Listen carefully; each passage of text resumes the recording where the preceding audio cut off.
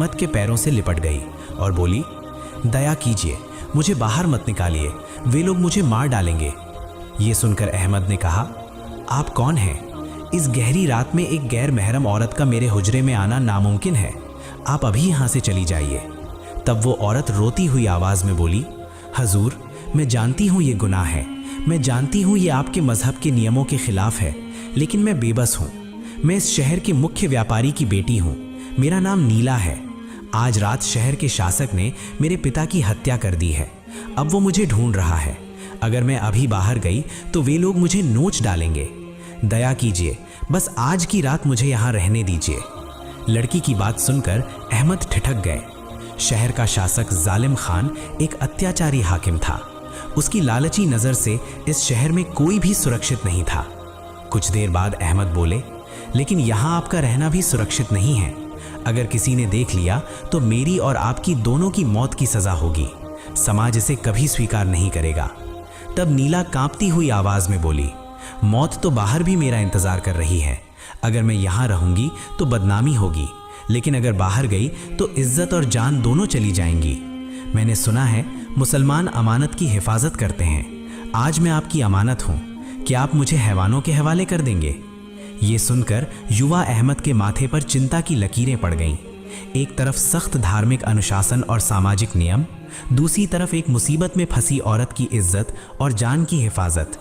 इस्लाम बेसहारा की मदद को सबसे ऊंचा दर्जा देता है, लेकिन ये स्थिति बेहद जटिल थी। आखिरकार अहमद ने जल्दी से फैसला कर लिया, जो होगा देखा जाएगा, मैं मदद करूंगा। उन्होंने दरवाज़ा मजबूती से बंद कर दिया और मोटी लकड़ी की कुंडी चढ़ा दी। फिर उन्होंने नीला से कहा, सुनिए, मैं आपको पनाह दे रहा हूँ, लेकिन एक शर्त है, फजर की अजान से पहले आपको यहाँ से चले जाना होगा, और जब तक मैं इस कमरे में हूँ आप उस कोने में पर्दे के पीछे रहेंगी, भूलकर भी सामने मत आइए। ये सुनकर नीला ने कृतज्ञता से सिर हिलाया। फिर वो जल्दी से कमरे के कोने में रखे पुराने पर्दे के पीछे जाकर खुद को छुपा लिया। इसके बाद अहमद फिर से अपनी किताब के सामने बैठ गए, लेकिन अब उनका ध्यान किताब में नहीं था, उनके कान बाहर की आहट पर लगे थे। इस तरह लगभग 10 मिनट बीत गए। फिर घोड़ों की टापों की आवाज़ सुनाई दी, कई घोड़े। ये सुनकर अहमद का दिल जोर से धड़कने लगा। जालिम खान के सिपाही आ चुके थे। वे बाहर से चिल्लाकर बोले, इमाम साहब, दरवाज़ा खोलिए। अहमद ने खुद को शांत रखने की कोशिश की, उठकर दरवाजे के पास गए, लेकिन खोला नहीं। अंदर से बोले, कौन है? इस वक्त अल्लाह के घर में क्या चाहिए? तब बाहर से एक सेनापति गरज कर बोला, हम शासक के आदमी हैं। खबर मिली है कि एक विधर्मी लड़की भागकर इस तरफ आई है। किसी ने उसे मस्जिद की हद में दाखिल होते देखा है। दरवाज़ा खोलिए, हम तलाशी लेंगे। ये सुनकर अहमद ने सख्त आवाज़ में कहा, ये मस्जिद है, अल्लाह का घर, यहाँ कोई अपराधी या भगोड़ा नहीं है। मैं इबादत कर रहा हूँ, खलल मत डालो। ये सुनकर सेनापति ठहाका मारकर हंसा और बोला, इबादत बाद में करना, हमें पक्की खबर है, अगर दरवाज़ा नहीं खोला तो हम तोड़कर अंदर आ जाएंगे, और अगर लड़की तुम्हारे कमरे में मिल गई तो तुम्हारी इमामत का स्वाद चखा देंगे। अहमद ने तब उस कोने की तरफ देखा जहां नीला छुपी हुई थी। वो लड़की ज़रूर डर के मारे सिकुड़ कर बैठी होगी। अहमद ने सोचा, अगर वे अंदर आ गए तो ना सिर्फ लड़की पकड़ी जाएगी, बल्कि एक इमाम के कमरे में विधर्मी लड़की मिलने के इल्ज़ाम में पूरे शहर में दंगा भड़क जाएगा, मुसलमानों की इज्जत मिट्टी में मिल जाएगी, और लड़की को उनके हवाले करना मतलब उसे जुल्म और दरिंदगी के मुंह में धकेल देना। अहमद की नज़र कमरे में रखे बड़े संदूक पर पड़ी। उसमें किताबें रखी जाती थीं। उन्होंने धीरे से कहा, वे लोग दरवाज़ा तोड़ देंगे, आपको इस संदूक के अंदर जाना होगा।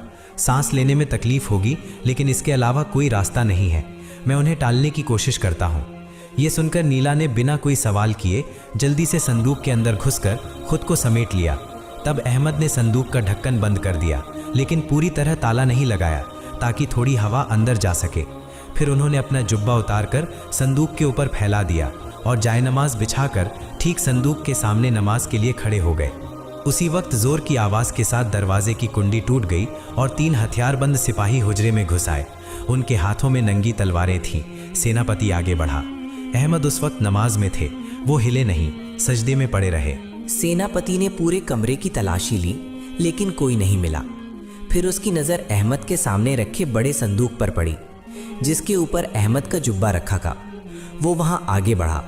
उसने तलवार की नोक से संदूक पर रखे जुब्बे को हटाया, लेकिन अहमद का सजदा अभी भी खत्म नहीं हुआ था। उसी पल बाहर से एक और सिपाही दौड़ता हुआ आया। और बोला, सेनापति साहब, खबर मिली है कि लड़की को नदी के घाट की तरफ